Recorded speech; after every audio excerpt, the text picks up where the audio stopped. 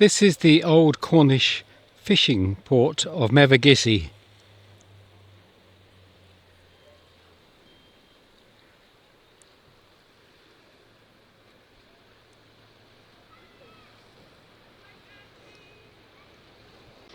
This is the harbour, but as you can see it's low tide and the boats are beached.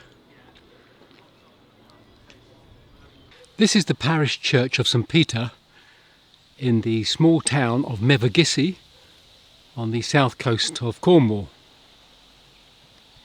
The very pretty graveyard contains a lot of very old memorials, and then close by is the cemetery called the Old Cemetery, and we'll go and have a look at that once we've walked around this graveyard.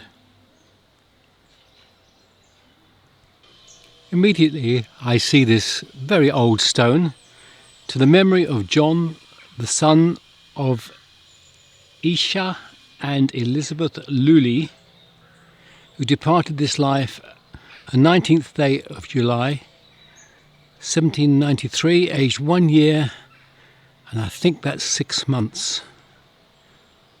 So we're looking at a stone here which is 225 around about years old, and still very easy to read, and still remembering that young lad that died. Nearby is Sophia Drew, the daughter of Benjamin and Jane Drew, died 1835, 18 years and 6 months. And then Joseph, son of the above, who died, and it's lost in the bottom there, but he died in 1836, so around about a year after his mother. This is to John Rowlings, died 1812, and Mary, the wife of the above, she died 1859, and then lower down we have their son Anthony, and he died aged 24 years on a voyage to London. It doesn't give the year for that one. So clearly that was the easiest way to get from South Cornwall to London, was by boat in those days. Quite a number of these stones are very readable despite their great age, and they seem to be using a type of stone that doesn't encourage the growth of mildew and lichen. This one is William Robbins of this town, Mevagissey, 29th day of November 1844, aged 66.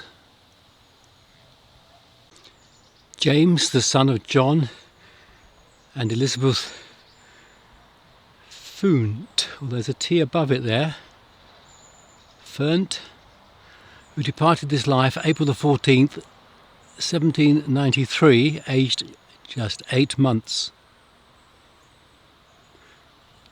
William Leline, master mariner of this town, 1861, in the 60th year of his life. Marjorie, the wife of William Rosevere of this town, 1866, age 64, and a large space underneath for William, but if he is buried here, he never got added to the stone. Perhaps there was no one left to organise that. These stones are in remarkable condition given their great age. Most of them are over 200 years old. He's got James, the son of James and Elizabeth Kelly, and then James Kelly, and then Elizabeth Kelly. Here resteth the body of Harriet J.R. Crooks, who died August 30, 1853. A distinctive typeface for the memory of John Liddycote, 1856, aged 22. Over here is a large table tomb. There is a name on the top of it, but I'm finding it a little difficult to reach and to decipher. but it's still in good condition, the tomb. This is erected in memory of the late Mrs. Thomas Harris, formerly Mrs. Stokes of Truro, and she died in 1856. This is as clear as the day it was made. Elizabeth, the daughter of Henry and Elizabeth Pill, 1854, aged 18 years. Henry and Elizabeth, her father and mother, are listed below. Interestingly enough, at the top of the memorial, to the left of the word sacred, is the word W. Pill, and I suspect that's the stonemason. So they may well have been related or be part of the family of stonemasons. Up at the top of the graveyard there's another table tomb here, but it's completely covered with brambles and ivy, and just over there is a large monument which again is completely covered.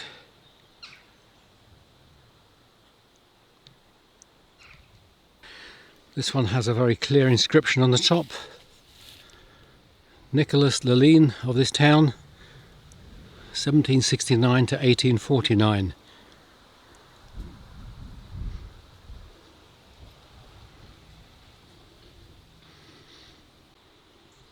One here to members of the Dunn family.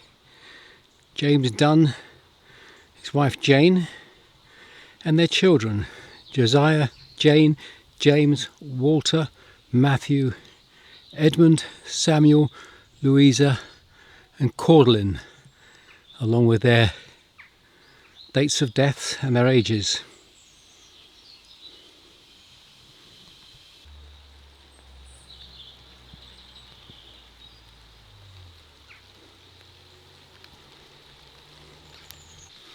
Another table tomb, and the inscription on the top is to Anne Morris. And we've got some other names below that which are not so clear to read. For a little country churchyard, this has a lot to give.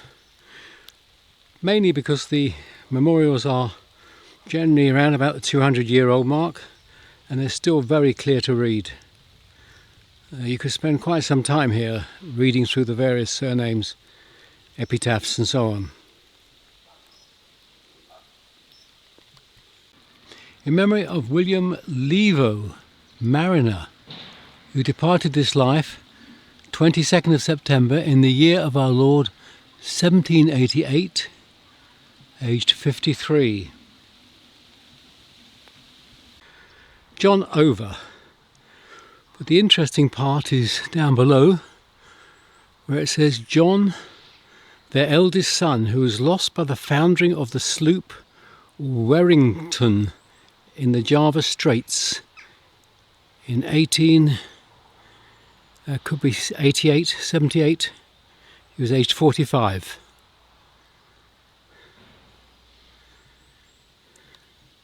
I'm going to walk across the road now to the separate cemetery, the old cemetery or Mevagissey Cemetery, but it's only just across the lane, so really acts as an extension to this one. Let's see what we can find there. Well, this is the cemetery, and it stretches up a fairly steep hillside. There is this flight of stairs going very steeply up the slope. We'll go up there in a moment. And all the way up the slope we have the stones, memorial stones.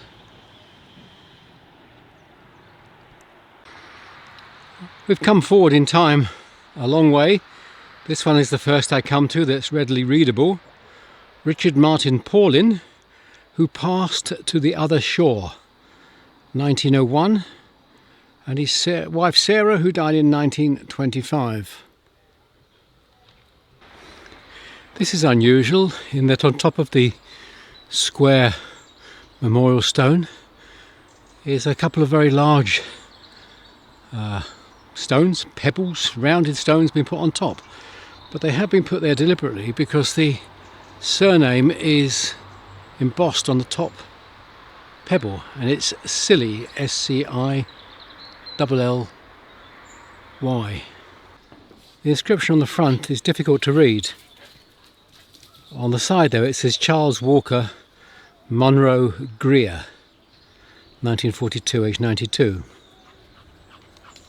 A very substantial stone and iron railings around the plot, and it's a surname we've come across already in the other churchyard. William Davis Leline, 1892, aged 62. John Bassett Leline, brother of the above, 1905.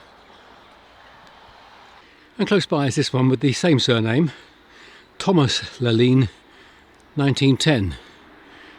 Leline's not a common name in the UK, but it's obviously a family name in this area. There are several war graves here. The First World War ones seem to be in this black stone. Private J. Khan, Duke of Cornwall's Light Infantry, September 1918, aged 29. And the one directly behind that is for J. Kelly, Seaman, Royal Naval Reserve, HMS Moldavia, 1920, aged 41. And rather sadly on the base, the family have added, at rest, ever fondly remembered by his loving wife and children.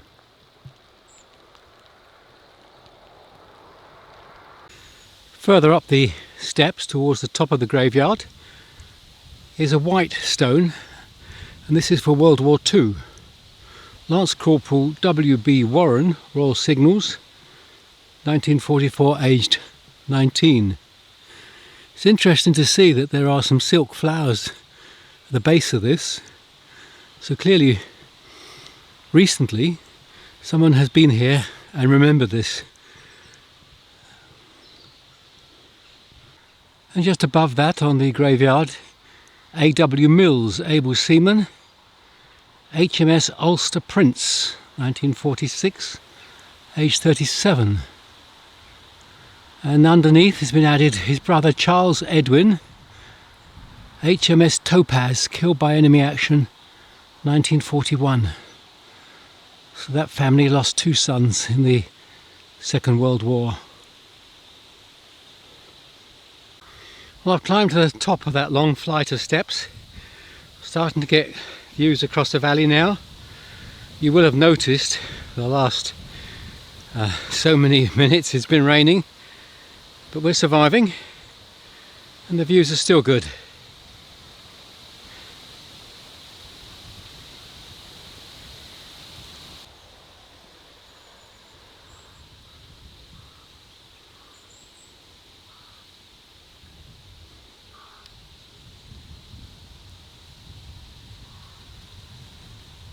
I noticed two more from the First World War. The first one is for the Royal Garrison Artillery, and over there behind is one from HMS Pembroke. Can't get much closer to this one from the path, it's a bit overgrown, but this is John F. Cloke, Master Mariner. I think that's 1903. Aged 45 years, and then his wife Emmeline in 1922. I'm going to draw this to a conclusion. If you're in Mevagissey, a lot of people come here as a tourist spot. Take time, walk back into the town a little bit, and come and visit the graveyard. Very pleasant spot. It's well worth taking an hour or two to explore it. Till the next time.